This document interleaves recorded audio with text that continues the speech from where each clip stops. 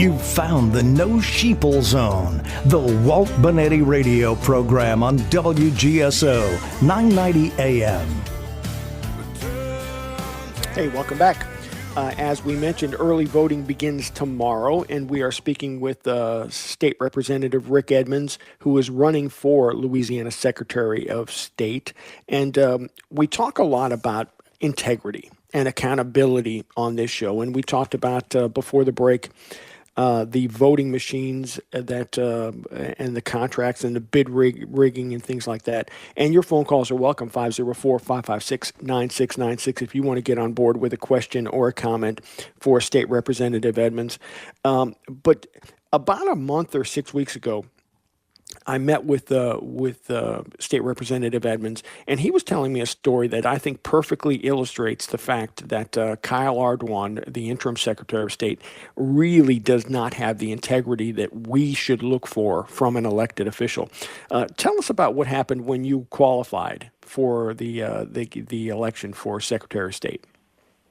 Well, Kyle had in May had to go before the Louisiana legislature and testify. He gave his sworn testimony before governmental affairs. And at that time, he gave his testimony. He said he was not going to run either directly or indirectly 6 times in that testimony that he was not going to run.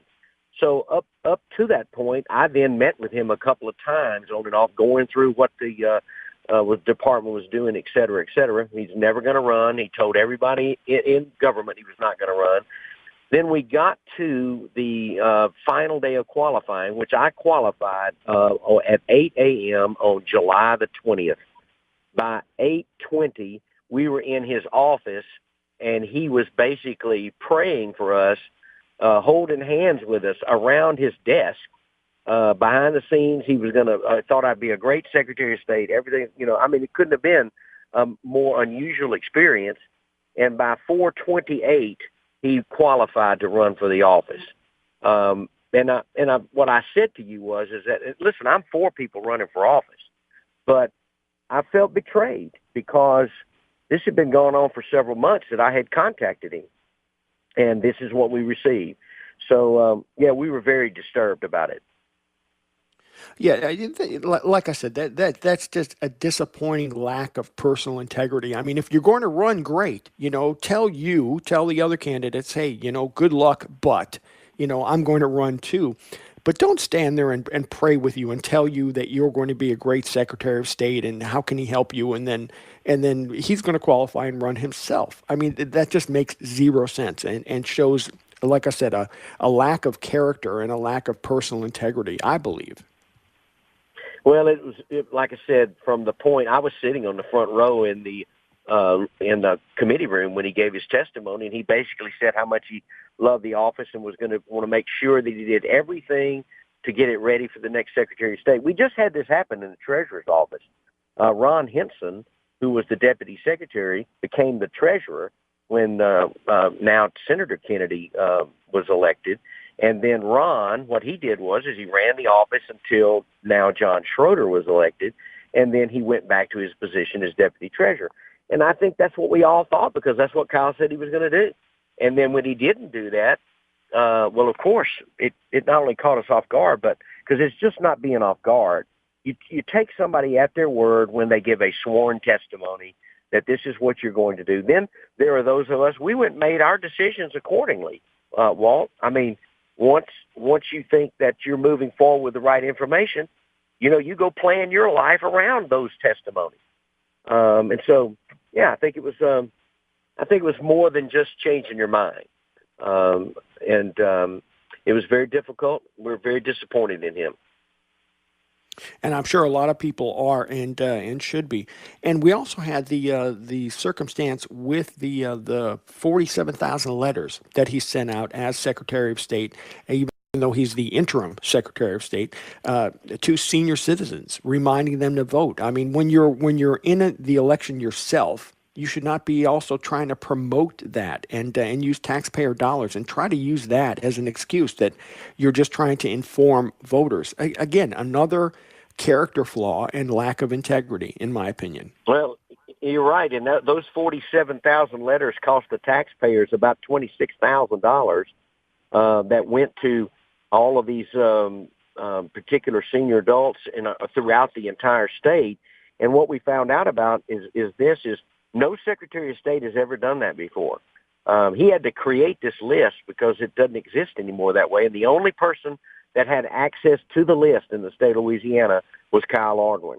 So, it's past difficult when you make those kind of decisions, when you decide you want to be elected that bad that you will violate anything to get yourself elected. That's what we see in the process. And I invite your listening audience to don't just take my word for it.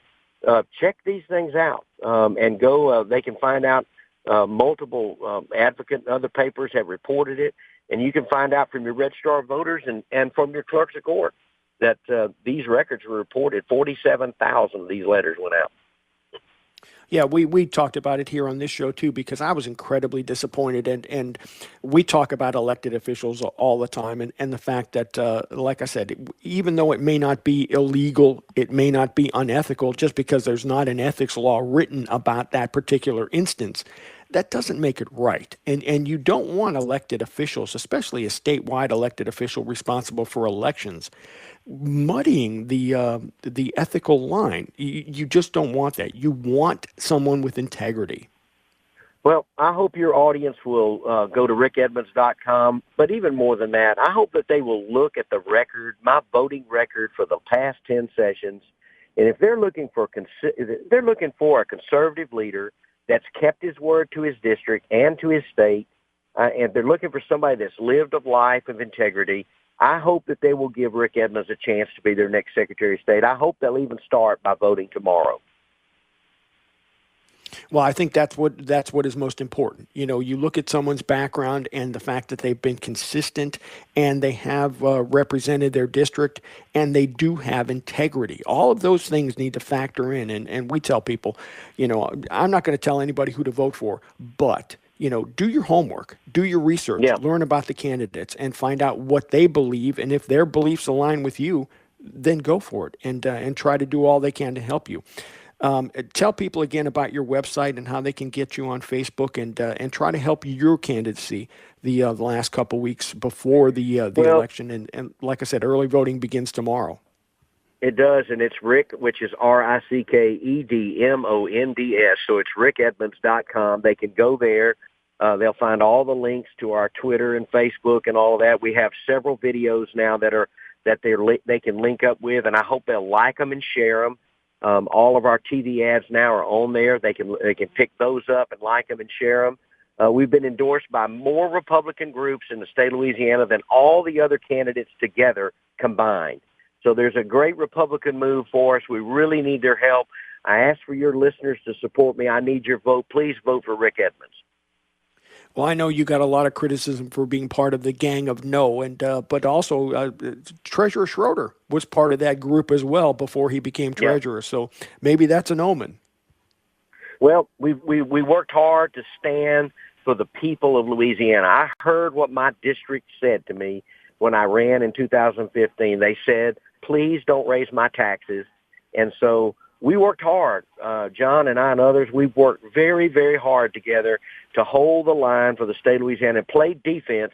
And we've done everything we could, and we're going to keep doing that, Walt. We're going to work as hard as we can to make certain that Louisiana citizens have a real voice in government. Well, we appreciate your time, State Representative Edmonds, and good luck in the campaign. Like I said, early voting begins tomorrow, and people have a week to vote. Can't vote on Sunday, and then there'll be a little gap before the big election day on November 6th.